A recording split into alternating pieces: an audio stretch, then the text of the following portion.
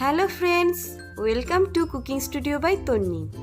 আজকে আপনাদের জন্য নিয়ে এসেছি তরমুজের একটি হেলদি এবং টেস্টি রেসিপি। সেটি হলো তরমুজের স্মুদি। এই গরমের মধ্যে মন প্রাণ ঠান্ডা করার জন্য এমন একটি ড্রিঙ্কস না হলে কি হয়। আসুন দেখি কিভাবে সহজেই তরমুজের স্মুদি বানানো যায়। রেসিপিটি ভালো লাগলে লাইক দিন, শেয়ার করুন এবং চ্যানেলটি সাবস্ক্রাইব করে পাশে থাকুন।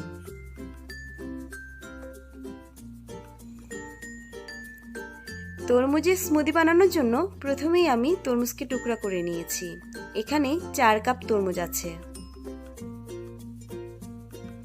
তারপর একটি ব্লেন্ডারের জার নিয়েছি।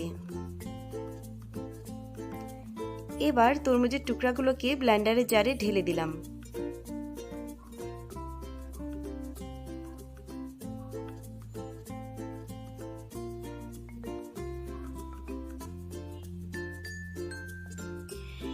এবার 1.5 কাপ ঠান্ডা গরুর দুধ দিয়ে দিলাম।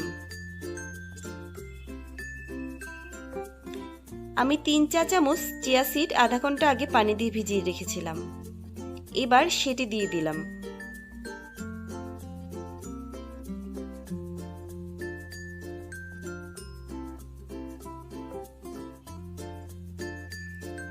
এবার আধা কাপ চিনি দিয়ে দিলাম। আপনারা আপনাদের স্বাদ মতো চিনির পরিমাণ অ্যাড বা লেস করে নিতে পারেন। এখন জারে ঢাকনা লাগিয়ে ব্লেন্ড করে নেব।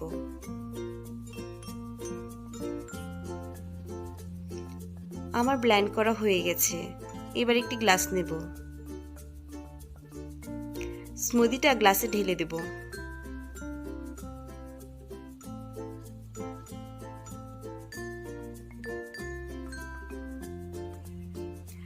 পুদিনা পাতা ও তরমুজের টুকরা দিয়ে সাজিয়ে দেব।